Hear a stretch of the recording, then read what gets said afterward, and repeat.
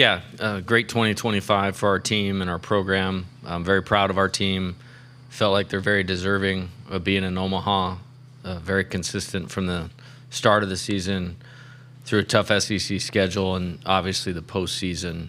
And it's as a coach, it's a pleasure to coach great players like Cade and Jared that also are exceptional people. And the common thread of the teams we've brought here has been that. And can't wait for Saturday night.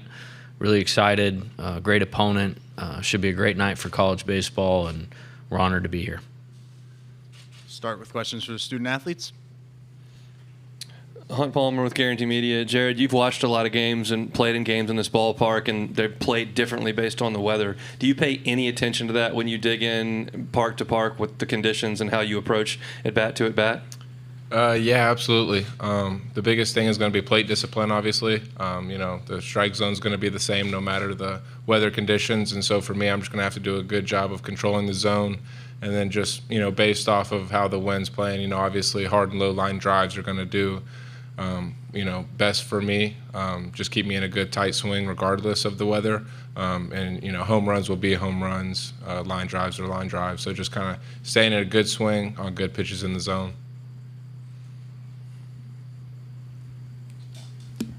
Michael Cobble, WBRZ TV in Baton Rouge for Cade and for Jared. We could start with Jared if you want.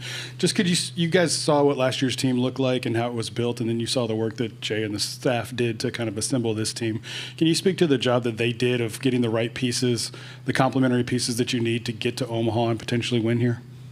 Yeah, I think he did a great job. Obviously we lost a good bit of guys the last 2 years to the draft, and then the way college baseball is, guys are transferring in and out. And I think we have a good blend of guys who have been here for 3 years and who have proven themselves at other places and transferred in, and then freshmen who, are probably the best high school players to come out of their high school. So it's just been a good blend of all three kind of types of players on this team. And then coaches have done a great job of kind of making sure we are all bought into one plan and being tough and together.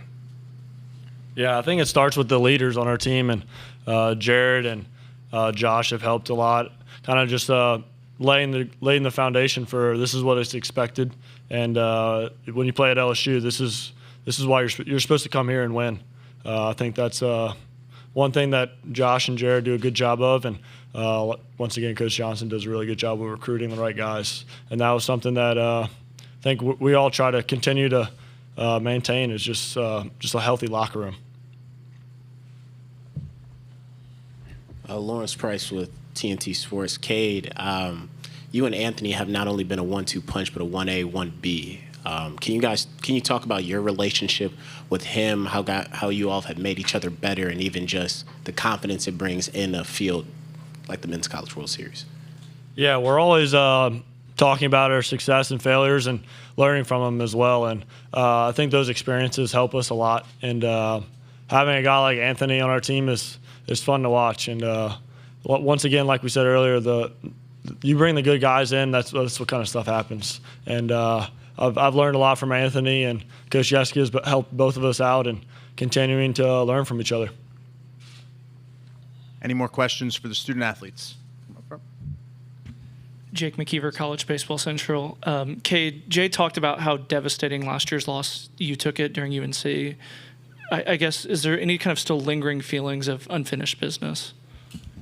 Yeah, I think we're all playing with a chip on our shoulder that was there, and Jared feels that way as well, I'm sure. But, yeah, we don't like that bitter taste. And like I said, that LSU plays here often, and there's no reason for us not to be here. And obviously that it's a game of baseball. You learn from each thing, and we're taking that, and it's not gone. We still have that feeling left in us, and we'll take advantage of that feeling as well. Joe Menzer, ESPN SEC Network. Could you guys just talk a little bit about going through the SEC, the gauntlet that is, and how that prepares you for the big stage like this, and just kind of the irony of getting here and then you're facing another SEC team right away? I think it's a good advantage for us. We've already seen Arkansas once this year. Obviously, that was at our place. Now it's a neutral site. But going through the SEC all year, Coach Johnson talks about 56-game playoff, and the SEC is 30 games, and every game counts the same. So you got to go out there day in and day out and give it your all. You're going to get tested every day by each and every team. There's not really a bad team in the SEC. Everybody has really talented players, and they're all coached really well. And it's just a good preparation and good training ground for Omaha. And now that we're here, we just got to stick to kind of what's made us successful all year and not try and do too much or get caught up in the emotions of the game and just play our brand of baseball. Yeah, I think there's a reason why you come here and play in the SEC, and having those experiences and learning from them as well. And I think those type of things prepare you for the playoffs. And this is just another week for us, realistically. And Coach Johnson prepares us that way, and we'll be ready when it comes Saturday. Yeah, we'll stay with that theme. Cade, could you talk about facing Arkansas as hitters and what you saw from them the first time you saw them? And Jared, if you would speak to the pitching that Arkansas brings to the field. Yeah, I look at every lineup the exact same, whether that's the first team we played or the last team we played. And realistically, you don't look at a batter. You look at how are you going to pitch each guy. And with Coach Yeski's help, it'll be very just another game. And we'll have a plan, and we'll stick to that, and just continuing to work out there and be present in it. Yeah, Arkansas's pitching staff is probably one of the best in the country, if not the best, just as far as the talent and the arms that they have. I think back to the weekend series against them. They pitched pretty well. I think we got to them on Saturday, though, and so that's going to give us a lot of confidence going into the weekend. And then just sticking with it, we understand that, there's going to be some times or some innings where we don't score, and maybe we, had guys on base and we left them on, but we just got to stick with it, keep taking quality at bats and getting the next guy to the plate. Matt Byrne, Arkansas Democrat-Gazette. Cade, for you, just with this being a bigger ballpark, a pitcher's ballpark, does that change your approach at all? No, sir, it doesn't. Hey guys, Corey Diaz with the USA Today Network and the Daily Advertiser. Cade, for you, having a guy like Kason Evans in a setting like this, how much could he be an X factor for this pitching staff when he's been a guy for 63 games. He's filled a plethora of roles for you guys so far. Yeah, he's a big time pitcher, and he pitches the best in the big time moments, and that's a really good trait to have. And he gets to learn from this. He's a freshman in college, and learning from these experiences, being able to play in Omaha is a big deal for the future of LSU. And with all the pitchers on our staff, we're really grateful for the guys we have, and the character shows, and that's why I think we're successful. Jared, one more question. Could you guys just talk a little bit about Stephen Millam as a teammate and what he's meant to the team? Yeah, I actually live with him, so gotten to know him pretty good over the year, and he's been the best shortstop in the country all year long. There's not a day I go over there to first base and catch a throw and it's not chest high, middle of the bag, and he makes every play. He gloves there. If he can get his glove on it, the play's made. So I know that's been huge for Cade, going out there pitching, knowing he's got a good defense behind him. He brings a lot of energy to the field. He's very competitive, and he wants to win, and he wants to be a really successful baseball player, and I think you see that in the way that he goes about his business. What kind of roommate is he? He's a good roommate. We got 4 dogs, so it's a little chaotic, but other than that, he's a good roommate. Jared, Cade, thanks for your time, and good luck this week. Thank you. Thank y'all.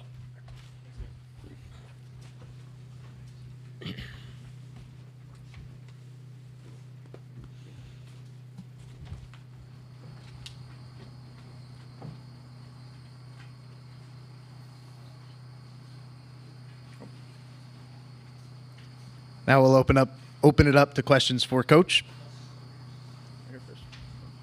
Andrew Rydell, College Baseball Central coach. Can you just talk about the importance of just Cooper Williams coming in as a freshman, being one of the more reliable lefties in the bullpen so far in the back half of the postseason? Yeah, Cooper's been great. It was a big recruit for us. Obviously got him under unusual circumstances with the coaching change last year at Texas A&M. And he was available, and he was a guy that I'd paid attention to from the time I took the job. at LSU. I think he committed at Texas A&M very early in the process, and every time I saw him pitch, it was like, man, I'd love to have that guy. And I think he's very intelligent. He's very mature for his age. He's got a great heartbeat out on the mound. He's athletic. He throws strikes. There's multiple pitches for strikes, and has a great future, but he's a big part of our present. And his ascension, throughout the back half of the season has really, really helped our team, especially in close games like we saw in the Super Regional game too.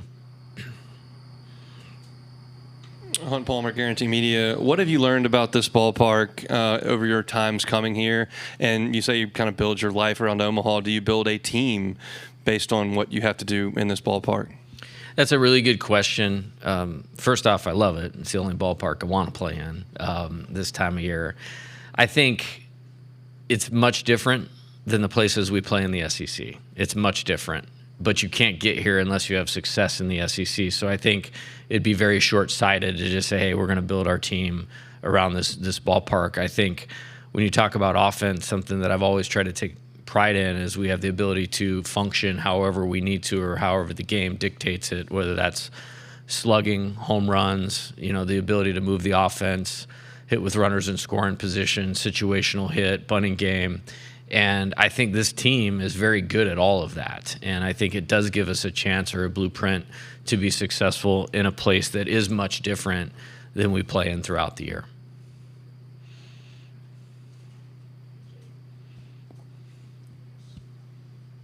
Says it's on. Okay, there it goes. Sorry about that. Corey Diaz with the USA Today Network and the Daily Advertiser. I wanted to ask you about Kason Evans as well. In a setting like this, where you could play multiple games in a very short period of time, just how's he able to sort of be a bridge guy for this pitching staff, and he's just been so versatile for you guys all year long?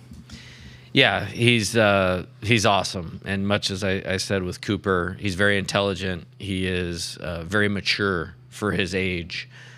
And you guys don't see any of this, but when you're in those recruiting battles, if you will, when one's going to tip the scales. And then with the freshman, you got to get him through the professional draft. And when both of those things happened, the commitment to LSU and getting him through the draft, I knew that was a big win for the Tigers. And he's obviously has all the physical talent in the world, but the mental disposition, the makeup, the pitchability, we can really do anything that this team needs with Kason, and he's really answered the bell. If there's a freshman pitcher across the country that has done better than him this year, I'd like to see who that is, because he's had a terrific season and he's built for success here. Joe Menzer, ESPN and SEC Network. You've been here now 4 times. Obviously, winning the championship is the goal, but what's so special about the whole experience, and how do you kind of keep the kids from not getting overwhelmed by it? Yeah, that's a good question, and something that we definitely have talked about and paid attention to, because there's only 8 of those guys that were on the national championship team in 2023 that are still here. So, and I actually don't think that's a small number in the current landscape, but most of our team, this is their first time here. I think it's just being mature and being professional. And I want them to enjoy themselves. One of the coolest parts is when you land the plane and then you drive right over here and you walk in and they walk out, and just seeing them smile, and there's been a lot of blood, sweat, and tears put in the bucket to be here. I want them to enjoy that.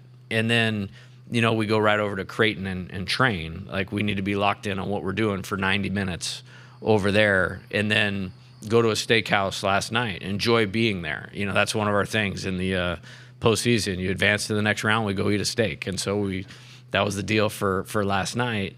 And then, you come to the practice and the training day, and there's kids wanting autographs and people in the stadium, and there's a palpable buzz. Like, I want them to feel that. They earned that. And then just have the maturity to shift to preparation and execution at the right time. And I'm confident that we can do that.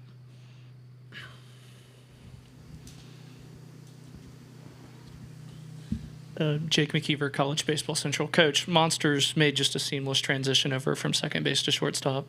Was that always the plan, or is that something that he kind of took the next step to move over there?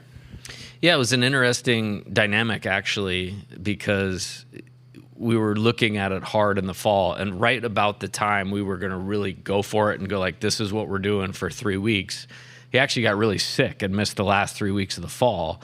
So I actually didn't get the look that I wanted to say this is what we were going to do and stamp it.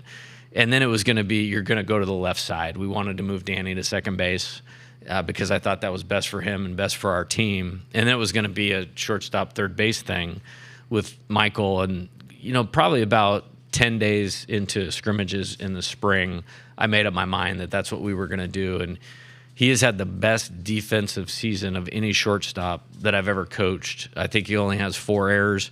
One of them was in game 1 of the Super Regional, and he didn't make the play. It was almost like kind of weird because he has been so good and has really, really lifted our team. And you heard Cade talking about the confidence he has in the defense. A lot of that starts with Steven at shortstop.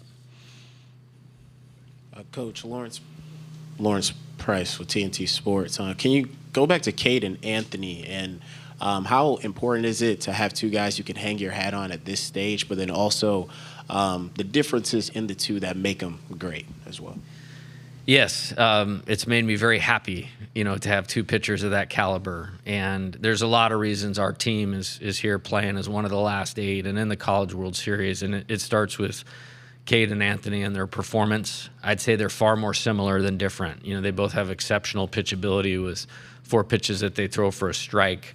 If they're off a little bit, they have something that they can go to remain competitive and get zeros on the board. In terms of differences, the only one is, I really don't have one because it's the trust, the competitiveness, the pitchability, the support for each other. I think you heard Cade speak very, very well about that. They both give us the greatest chance to win, and I am so confident and so comfortable with both of them, and it's given us a lot of flexibility, particularly in the postseason, from the SEC tournament to the regionals of what we can do. And it's been great, and I'm proud of both of them, and they're both going to make a Major League Baseball team very happy here very soon. Jay, you've spoken to it before about knowing that you needed to add pitching to this team, I guess. But to see the payoff and the way you guys constructed this team, I guess, what are you most proud of and the efforts and what you did to get them here? Yeah, I appreciate that question. When I came here from Arizona, you were going to have Dylan Cruz for 2 years. That was a massive appeal for taking this job. But we had a lot of work to do of constructing a College World Series or National Championship caliber pitching staff. And I feel like we've had that for the last 3 years. And it does take a lot. When a Case and Evans is visiting your 5 biggest competitors that are at the headline of the front line of the sport, and you have to find a way to get them to say LSU's the spot, that's really competitive. Chase Shores was committed somewhere else and then ended up committing to us. And then you get him on campus, you get him through the draft. He's guns blazing for 19 innings as a freshman and then has Tommy John. Like, that's a thunderbolt because it was so hard to get him in the first place. So I'm very proud of that. And I think there's a lot of reasons for that. I think we're at the forefront of developing pitching in college baseball. And if you look over the last 3 years in terms of draft picks, statistics, national championship, back in Omaha, you can't argue that. There's no better place for a pitcher in the entire country to come right now and develop to be a major leaguer than LSU. Scott Rabelais with The Advocate. You've shown remarkable concentration to answer questions with that thumping going on. You in Arkansas, or like a lot of schools, you got guys who can throw 100 miles an hour, over 100 miles an hour, and yet hitters aren't completely overwhelmed. In this tug of war between the proliferation of guys who can throw it really hard and offense, what is allowing your hitters to still be able to hold their own? Yeah, that's a great question. I think the only reason you actually have a chance, or we have a chance, or Arkansas has a chance to do that is 2 things. Number one, we both have talented players on the position player side of things. And then number 2, I don't want to say immune to it, but you kind of get accustomed to seeing this elite pitching. And the more you see something, the more you get a little more comfortable with it. I don't know if comfortable is the word I would use, but I think it's the beauty of playing in our league, which is really tough at times, but you get to the postseason and there's really nothing that you have not seen. And when you feel prepared, you can kind of lay it all out there and feel good about your opportunity to be successful. And they're very talented on the mound. As good a constructed pitching staff as I've probably seen in my time in college baseball in terms of starters, relievers, arm strength, out pitches, pitchability, the whole deal. And I think they would probably say the same about us. And I think it'll make for a great game on Saturday night. Noah Darling, College Baseball Central. Coach, in 2023, you were pretty open about the ongoing strategy of this event, and obviously you won a national championship. How do you consider that, thinking back to 2023, here's what worked, here's what won us a championship, while also seeing new team, new set of teams you're competing against? I think it's all relevant, and I ask the players to use their experience as well for helping us down the road, and as coaches, we try to do the same thing. I think, playing 8 games here in 2016 and only playing 2 games in 2021, that really helped us in 2023 as far as helping them understand of what's around the corner. And I think those 8 games in 2023 will help this team, and not necessarily in the construct of there was 8 players that were a part of that and here for the duration from first pitch opening night till holding the trophy, but you just want to help them understand what's around the corner. And, there's a lot of things that are around the corner when you're playing the caliber of teams that are here. I mean, there's 8 championship caliber teams in this field. And you look at what everybody did to get here, it's pretty impressive. And then you roll the tape of at least our side of the bracket and you go like, this makes a lot of sense. Just because nobody or less people have maybe heard of Murray State, that's a real offense. And I haven't got to their pitchers yet. I watched their offense a little bit this morning. And then UCLA, I played against Coach Savage forever. And, I'm 15 games, 5 years, in the Pac-12. And I can tell you a lot about a lot of those games. So I know how prepared they're going to be. And they did a great job, with their recruiting and that sophomore class with Chalowski and all of that. So a challenge is around the corner. We'll have one Saturday, we'll have one Monday. And then you just try to take it a pitch at a time and not get too far ahead of yourself. Matt Byrne, ADG. As Omaha goes back to a double elimination format, and that could put a strain on innings, how does that affect your strategy with respect to your starters, 2 guys that have proven that they can go really far? Yeah, I think it's different. I think, which side of the bracket you're on is different. And it's kind of condensed down because you don't have those 1-1 games where you get the extra day off anymore. If you're on our side of the bracket and you lose one of the first 2, there's no more days off and you play straight through.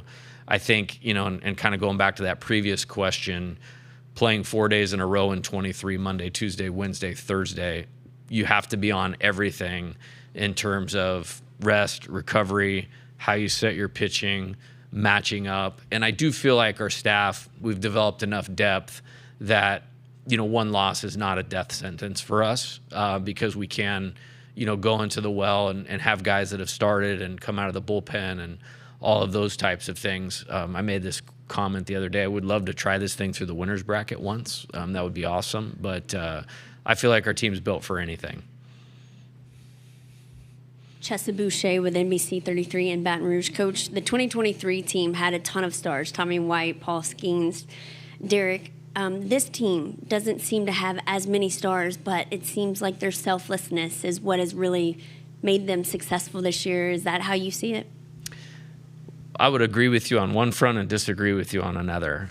I would agree with you on the selfless piece. Our motto for the year has been toughen together and team over me. And they have totally exemplified that through every stretch. There's so many guys that have not only accepted roles, but have embraced the roles that they have and have excelled in those, even if it's not exactly what they want.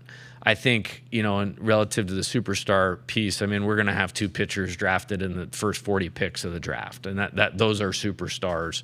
Derek Curiel is a superstar. You just might not think of it because he's a freshman that way. Kason Evans is a superstar. William Schmidt is going to be a superstar. Kate Arambidi is going to be a superstar.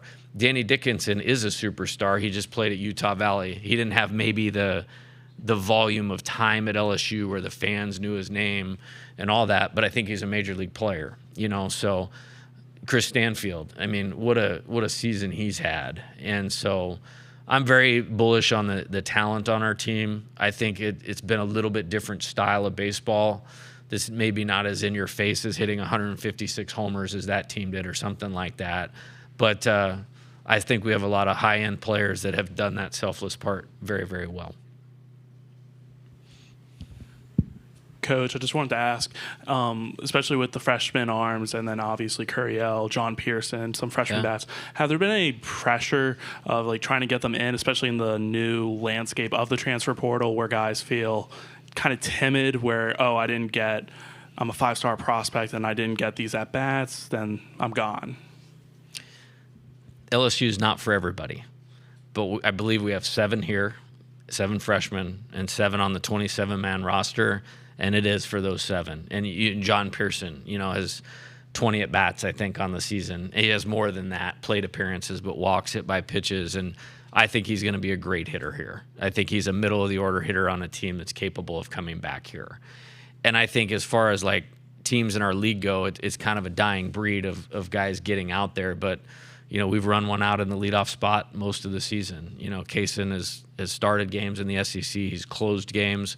William, has 40 innings or something like that on the season. Maverick Rizzi leads our team in appearances. We went to Cooper Williams in a super regional for 2 2/3 to get to Omaha.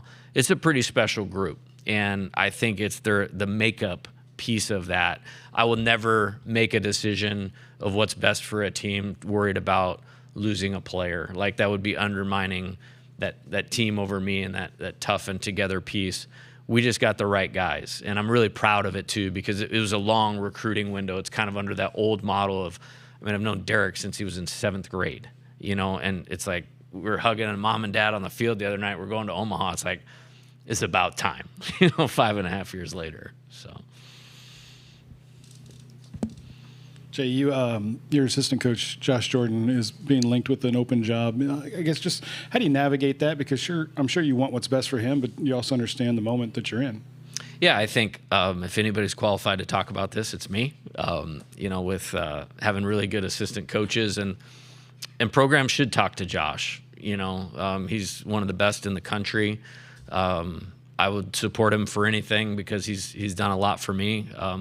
He's one of the best, if not the best, assistant coach I've ever had. And he's certainly capable of being a head coach and running his own program. And for me, obviously I want to keep him because he's really good at what he does, and he makes me a better head coach because he's quality, how quality he does his work. As far as the Omaha thing, that's just about being a man, and compartmentalizing those things. And I have no questions about our staff and their ability to prepare with other things going on. The transfer portal thing it's a distraction as well, but I expect them to be able to execute what they need to do in that space and have our team ready to play and have their areas locked up. And I think how we're designed, as a staff helps in that regard too, because I do so much of, the game management and the offense and strategy, and Coach Yeski calls the pitches. Like,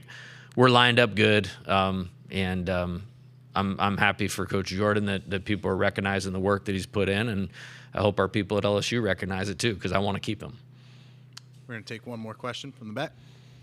Coach, with Kaysen Evans, do you have to communicate with him more, just given the flexibility of his role, where there's one week he's not pitching, there's another week where he's starting, another week where he's just coming out of the bullpen? Does that require just an extra level of communication with him? Well, he's one of the best pitchers I've ever recruited, and so I love communicating with him. I think every situation's different. I think last weekend, the super regional, managing a super regional and managing the pitching staff is very unique. It's like when you get to the end of the regional, you want to win the game at hand and in front of you, but you also have to have a plan for Game 7 of the regional, Game 3 of the super regional. And so I had a plan going into that game. What was the threshold where we would put him in to finish it to get here? But we had a big enough lead. And then I took advantage of, he obviously threw 100 pitches on Monday night in Game 7. that was Sunday night. I felt like it would benefit him for this opportunity, not having to use him. And I think we saw a similar thing we didn't have to use him in the SEC tournament. He probably would have pitched the championship game had we advanced. But that rest from the end of the regular season to the regional paid off in, one of the most important performances we've had on the mound. So he'll be ready to roll, and the makeup and the toughness and the ability to adapt and athleticism, all those things, like he'll be ready to go, and I feel like he'd be in a great spot. That'll conclude our press conferences today. Coach, thanks for joining us, and good luck this week, and thanks to all the media members that were with us all today. Have a good evening, everybody.